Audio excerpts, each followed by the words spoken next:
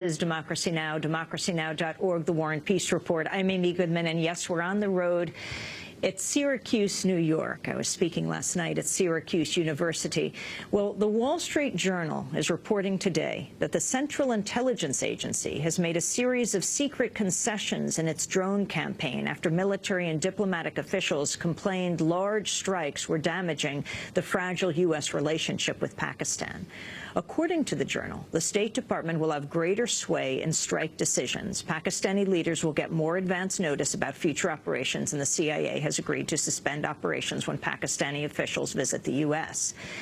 Well, a trial is underway here in Syracuse, New York, of 38 protesters arrested on Earth Day, April 22nd, at the New York Air National Guard base at Hancock Field. The defendants trespassed onto the base to protest the MQ-9 Reaper drones, which the 174th Fighter Wing of the Guard has remotely flown over Afghanistan from Syracuse since late 2009. The protesters draped themselves in white clothes splattered with blood-red pigment and then staged a die-in at the main entrance to the base. They said their act of nonviolent civil disobedience aimed to visualize the indiscriminate killing of civilians in Afghanistan and Pakistan by drones. They said the drones are operated by personnel sitting in front of computers thousands of miles away from battlefields, so killing has become more abstract. The group calls themselves the Hancock 38 Drone Resistors. They're being charged with obstruction of vehicular and pedestrian traffic, as well as disorderly conduct. Among the protesters' supporters is former U.S. Attorney General Ramsey Clark. We went to a very interesting trial last night where scores of people gathered at the local courthouse, and the former U.S. Attorney General Ramsey Clark testified for over 4 hours, ending just after 11 p.m. He was speaking to a judge who is presiding over this non-jury trial of the protesters. Ramsey Clark told Syracuse's Post-Standard newspaper, quote, "Drones inherently violate the laws of the United States and international law. They're associated with the concept of assassination and murder," he said. Well, for more, we're joined by two of the defendants here in Syracuse. Ann Wright is one of the Hancock 38 drone resistors. As we reported earlier, she also was on the Audacity of Hope, the U.S. ship in the earlier Gaza flotilla. She's a retired Army colonel, former U.S. diplomat, spent 29 years in the military, later served as a high-ranking diplomat in the State Department. In 2001, she helped oversee the reopening of the U.S. mission in Afghanistan. 2003, she resigned her State Department post to protest the war in Iraq. We are also joined by Ed Kennan. He is a member of the Syracuse Peace Council, another one of the Hancock 38 drone resistors. And Ed, welcome to Democracy Now! And it's wonderful to be broadcasting right here at the PBS and NPR station WCNY.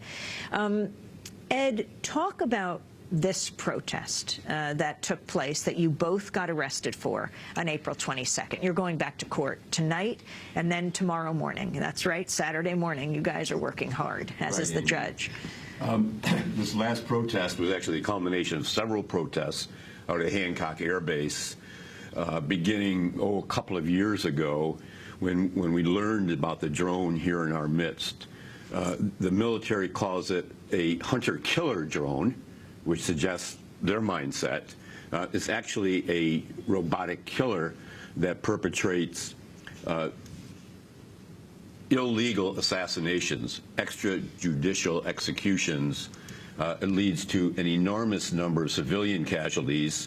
The Reaper drone at Hancock Air Base, we understand, flies over Afghanistan while it's piloted here in Syracuse, New York. Who is piloting it exactly at Hancock? Probably young men who were raised on computer games, in the U.S. military. They may, live in the area, certainly, commute back and forth from their families every day, and then they are in the battlefield electronically via satellite, which makes central New York itself part of the battlefield. And this is a concern to us, although we're much more concerned about the civilians being killed in Afghanistan and other countries by the killer Ed, how drone. many bases are there like this in the United States? Well, the most prominent or the best known one is Creech Air Base out in Nevada, but I understand there are several other such bases scattered around the United States, which are only part of a global network of global bases. Just last week we heard there's a base in Ethiopia that's a drone hub as well. How did you learn that this was happening at Hancock? We have in Syracuse 3 retired electrical engineering professors who began writing letters to the local paper about their concerns about drones being used in our local airspace. And then we began seeing front page articles in the Syracuse Post-Standard about the drone, somewhat boosterish, and that alerted us to the drone in our midst. So we began going out to Hancock Air Base. For the last year or two, we've been going out to the air base twice a month, demonstrating out in front of the main gate. And that's where we were arrested on April 22nd. And Wright, Colonel Ann Wright, why did you decide to join these protesters? Well, I was in Afghanistan, as you mentioned, in 2001, helping reopen the U.S. Embassy. Then after I resigned from the government, I started challenging a lot of government policies. I've been to Afghanistan twice since I resigned in 2009 and 2010. And Ed's been to Afghanistan very recently. And we both talked to families of victims of these killer drones, these execution vehicles. You know, it's the United States civilian authorities in the National Security Council that now are targeting specific individuals with these. They're targeting for execution to include American citizens, 2 of whom have been executed extrajudicially, not going before a court, presenting evidence of what they've done, getting a decision of the court, and then administering a penalty. You're talking about al-Awlaki in Yemen, as well as a 16-year-old son. That's right, yes. And here we have our own government criminally killing American citizens, executing them without a court trial. And the thousands of Afghans who have been affected by this, by people being killed. The U.S. government says they're militants they're going after. Well, when you get a wedding party of 38 people that are dead, when you have villages that are blown up by these things, it's an indiscriminate weapon. It's not a precise surgical weapon as the military tries to indicate that it is. Talk about your trip, Ed Kennan, a longtime peace activist here in Syracuse, your most recent trip to Afghanistan, and who you did talk to. Well, I went with a small delegation from Voices for Creative Nonviolence, the human rights group out of Chicago that Kathy Kelly has begun. We were there for 30 days. That's what the visa allows. And we met with dozens of groups, primarily in Kabul. We were pretty much restricted to Kabul because of the security situation there. In fact, the day we arrived in mid-July, we were told the Red Cross had declared that the security situation in the country and in Kabul was the worst in the last 30 years. We met with principals of various NGOs, non-government organizations, Afghans, Afghan Americans, and women's groups. We met with publishers, writers, filmmakers. We visited women's co-ops. One of the surprises to me was visiting something called Skateistan, which was a skateboard arena in which a Syracuse University alum was a volunteer there. It was just interesting to see this sort of unexpected cultural event happening there. It was an arena which tried to reach the youngsters who had to take courses in environment and in art in order to have access to the skateboard arena. And both of you talking with drone victims, have you spoken with some of the people at Hancock who are pushing the buttons for the drones, Ed? Well, we have tried. We've made real efforts to communicate with Colonel Kevin Bradley, the commander of the base there. In 2 of our larger demonstrations over the last year or 2, we've brought letters for the commander explaining our concerns and seeking a dialogue with him. He did not respond. We have not heard from the base. This past April 22nd, we escalated to bringing an indictment to the base. That was the purpose of our going up to the entrance to the base. We had an indictment. Unfortunately, it was torn out of the hands of our people carrying the indictment, and we arrested as we responded by dying in on the pavement in front of the gate. So we have tried to communicate with the base, but they have not reciprocated our efforts. It was a most unusual scene last night. This was a small local courtroom. DeWitt Town Court. What usually gets heard in this courthouse? Shoplifting, traffic violations, you know, that sort of thing. So you had the 38 of you, supporters. You had the former U.S. Attorney General of the United States, Ramsey Clark, on the witness stand. The judge was deciding for 3 hours whether to accept that he was an expert witness when it comes to international law. It was surrealistic.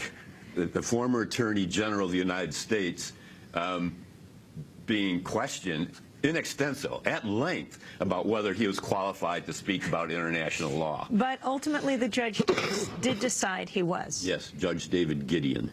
And Judge Gideon not only had a lot of you questioning Ramsey Clark yourselves being pro se, because you're representing yourselves in many cases, also working with a lawyer, but he himself had a long back and forth with Ramsey Clark, asking him about making your own laws. What are the rules about that? The idea of responding to a higher law.